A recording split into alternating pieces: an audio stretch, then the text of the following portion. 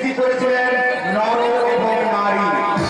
তিনি তাদের প্রত্যেককে সম্পর্কের বাঁধনে বেঁধে দিয়েছিলেন, কিন্তু হিংসা, লোভ আর কামনার আগুনে সেই মানুষ আজ অনবরত চলে ঘুরে ছারখার হচ্ছে।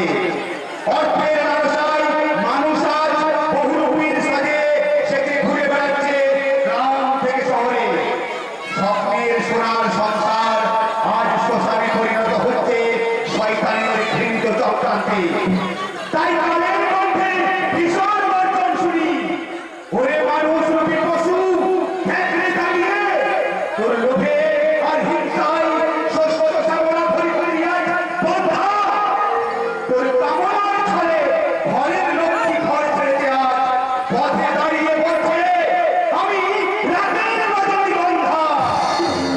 রচনা ডক্টর তাপস কুমার, নির্দেশনা ও দৃশ্য পরিকল্পনা উজ্জ্বল মুখার্জি, সম্পাদনা সুভাষ রায়, পরিচালনায় নবগ্রাম ভৈরব সংঘ, রূপসজ্জা মহিলা শিল্পী আলো ও ধ্বনি জয় গুরু নাট্য মন্দির অপর্ণা বাঁকুড়া, মঞ্চসজ্জা মা মনসা রেকর্ডার শীতল দোল, বাবা ভৈরব ও ঠাকুর শ্রী শ্রী রামকৃষ্ণ পরমহংসদেবের রাতুল চরণে প্রণাম জানিয়ে শুরু করতে চলেছি আজকের যাত্রাপালা। সাজবাতি ফেলে কুলবধূ জালে যৌবন দিন সন্ধ্যা, পোশারিনী বেশে পূজারিনী কয় আমি রাতের রজনীগন্ধা।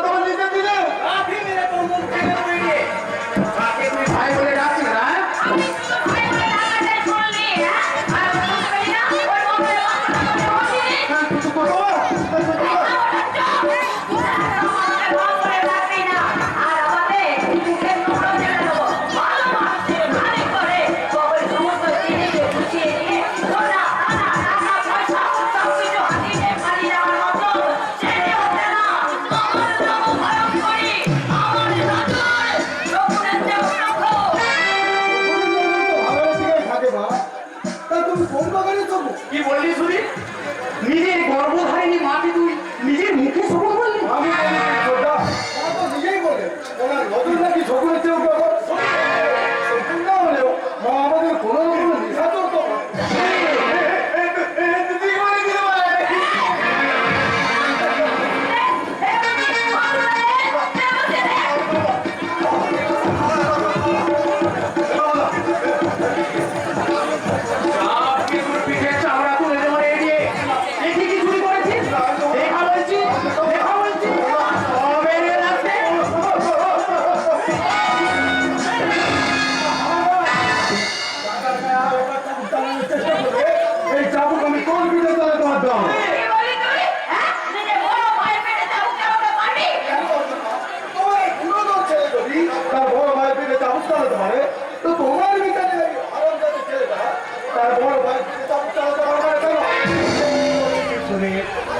কোথায় বলে অপরিয়া করে ধর্ম করেছে যে সম্মানটা আমাদের বড় ভাইকে দিতে পারছিস না, যে সম্মানটা ছোট ভাইয়ের কাছ থেকে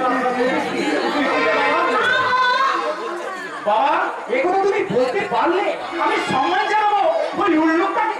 উল্লুক নয় রে, উল্লুক নয়, ও তোর বড় ভাই। মা তোদের আলাদা হলো, তোরা সকলেই কিন্তু এই সত্যব্রত গাঙ্গুলির সন্তান। কাজেই বড় ভাইকে বড় ভাইয়ের মতোই সম্মান জানায়।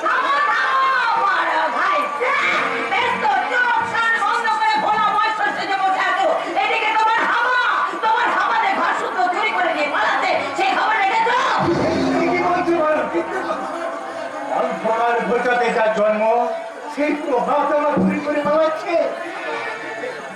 মিথ্যে বাবা, এসব মিথ্যে কথা। না না না, মিথ্যে নয়। শোনো বাবা, তোমার ওই বড় ছেলে প্রভা এই সিন্ধুক থেকে টাকা পয়সা সোনা দানা চুরি করে ওই বাস করে ধরে নিয়ে পালিয়ে যাবে। মাথা ধরে ফেলেছে। বাবা বিচার করো, বিচার করো বাবা, আমি চুরি করিনি, আমি শুধু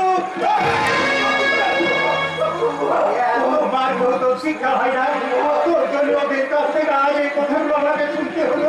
আরে, এত বড় হয়, তবু তোর কেন হয় না রে? কেন হয় না?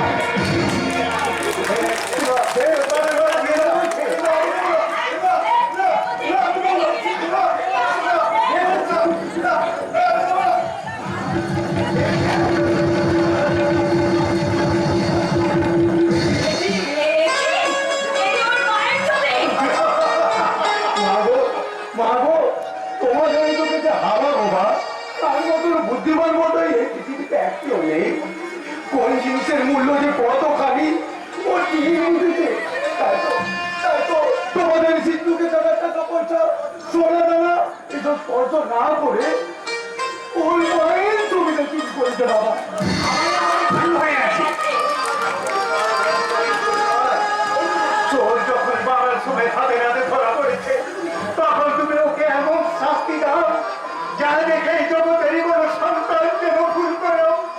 তার এই সৎমাকে নিজের গর্ভধারিণী মায়ের আসনে বসিয়ে পুজো না করে।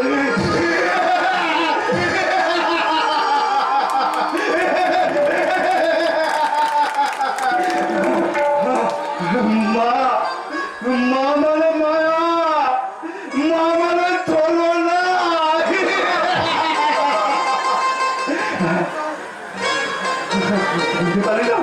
বুঝতে পারি না ভাই। আমি বাবু মতাই না, বাবু মতাই না, আমি আমার ভালো করে চলতে জানি না, ভালো করেও কথা বলতে জানি না। তবু তোমাদের কাছে জানতে আমার বড় ইচ্ছা করে গো। গর্বে ধারণ না করলে সন্তান বুঝি সন্তান হতে পারে না। সৎমা বুঝি মা হতে পারে না। বলো না, বলো না, বলো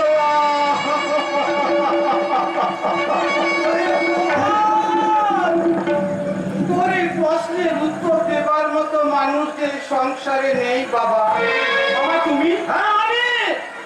ওই বাইরে থেকে দাঁড়িয়ে তোদের মা ও ছেলের কাণ্ড কারখানা দেখছিলাম। দেখে আমার এত লজ্জা লাগলো যে লজ্জায় আমি ভেতরে পর্যন্ত আসতে পারি না।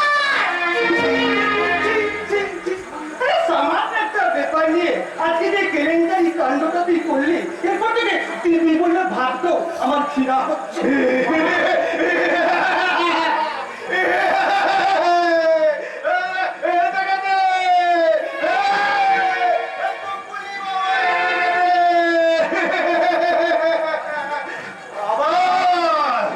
আবার একটা কুরুক্ষেত্রে যুদ্ধ হবে।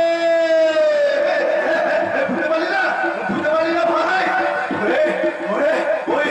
ওই সত্য রবি মিলে ভালো কবি গুল্লুকে টুকরো টুকরো করে গেছে। সুভদ্রা মায়ের গাজর ভেঙে দেবে।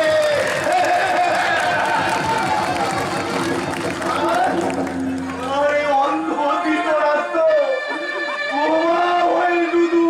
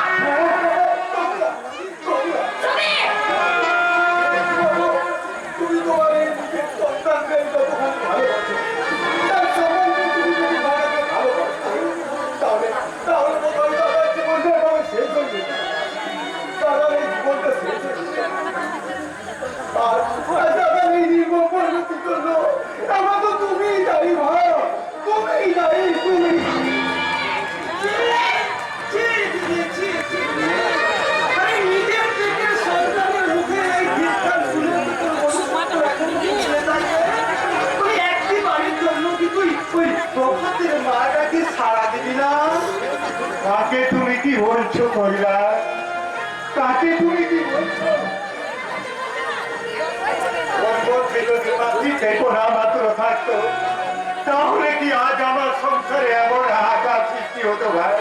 জামাই বাবু, অথচ 5 বছর বয়সে আমার প্রভাত ঠিকই ছিল। ওর মা যখন মারা গেল, তারপর তারপরে ভয়ঙ্করী সন্তানে এসে আমার প্রভাতে যে কোথা থেকে কি হয়ে গেল। প্রভাত আমার গতি বুদ্ধিহীন জড়বরতের মতো।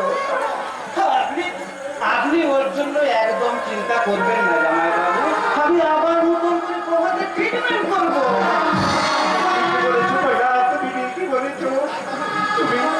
তুমি ট্রিটমেন্ট করে আমার প্রভাতকে সুস্থ করে আবার তুমি আগের জীবনে ফিরিয়ে দাও ভাই। আবার তুমি আগে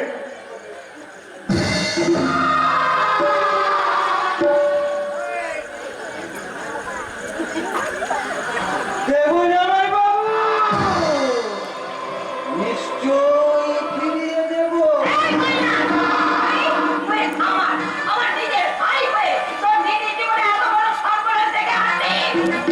ভাইয়ের নাম কৈলাস, বংশ আর সুকুলের পুরো ককটেল মা। আরে তোর সর্বনাশ, তোর সর্বনাশ না।